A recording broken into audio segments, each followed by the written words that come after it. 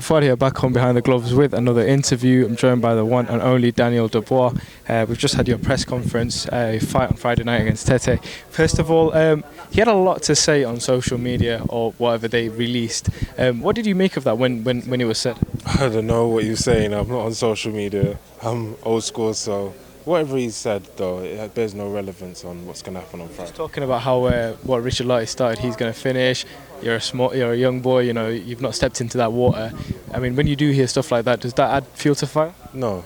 I'm already revved up. I'm excited for Friday night. I'm ready to, make it a good night of fighting and good night of boxing. Come away with a victory. On your last fight against Nathan Gorman, obviously a spectacular victory for you. A lot of people saying it was your hardest test to date. Before the fight, do you take away a lot of confidence from that more than anything now? Yeah, I take it away because it was a defining fight, a must-win fight for me to get to the next level and set my name out there even more than it is already. So it was a very important fight. The show's called Every Belt, and when you're moving this fast-paced and the attention's now coming onto you as the next big heavyweight prospect coming through, is there a sort of rush to get right to the top, or is it just break down every single piece and every single step of the way? There isn't a rush. I'm 22 right now, so I'm moving at a pace though, because once you keep winning and I keep beating who's in front of me, it's only a matter of time before I get there. So there's no real rush for anything right now. As I said again, it's belts, the small belts from the Commonwealth right up to European and all the eventually world title. Have you watched much of Tete? Have you seen his performances? Not really. I'm sure he's going to come bring his A game and bring his all, because I'm fighting. I'm expecting that. I'm expecting the best he has to offer. Now, I read something a couple of days ago about what you said regarding Tyson Fury and saying how you're ready for him now. What sort of came into your mind to say that? Because obviously, like you just said, you want to take it step by step. Do you really think you're ready for that level? Eventually, I'll be mixing it with these guys, and when I get there, I'm more than confident I'll be beating them, and whoever they put in front of me, I'll beat it. So it's of me saying that, it's my state of mind of stepping in with whoever they put me in with. I'll be ready for him. How do you rate Tyson Fury, seeing as though we're on that topic, within the heavyweight division now? Obviously, there's so many different ratings, and who wants to put who number one? Where do you put him in your sort of top five?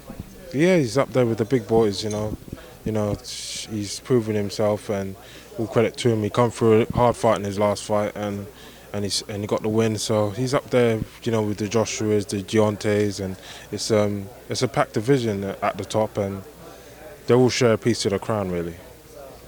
What did you make of his last performance against Otto Wallin? Obviously, he got caught.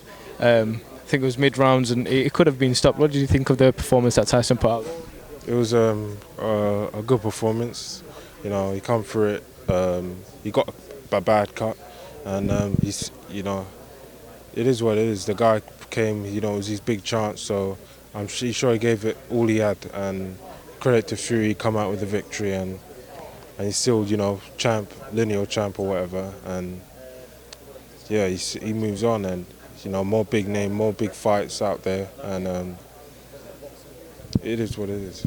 I'm a name out there in the division, and there's not at this point. There's not a lot of young heavyweight, coming through. There's a lot of old guys that's been around a while, been in the amateur circuit and they turned pro. So to get young fighters, young heavyweights coming through like myself, it's not very often. And I think a lot of the Americans and people around boxing world notice and recognise that and appreciate that. I just want to ask, I know you've got a great relationship with Frank Bruno, seen you on the pads with him, great stuff.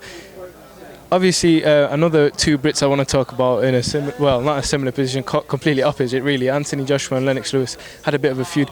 When you're having a feud with a past fighter, do you find that any sort of disrespectful? I know you've got, like I said, a good relationship with Frank Bruno. What did you make of that whole situation of, Anthony Joshua calling him a clown and whatnot? I don't know. They're too big. They're two big men they really reached the top, and whatever they have to say about each other, let them get on with it. It's really relevant, really. It's always good to have back and forth sometimes. It's drama, and I love it. I like hearing about stuff like that. It's aggravation, and this sport is full of it. And so when it comes out and stuff like that, it's nothing. It's minor, really. All right, Daniel, all the best on Friday night. Thank you for speaking to us.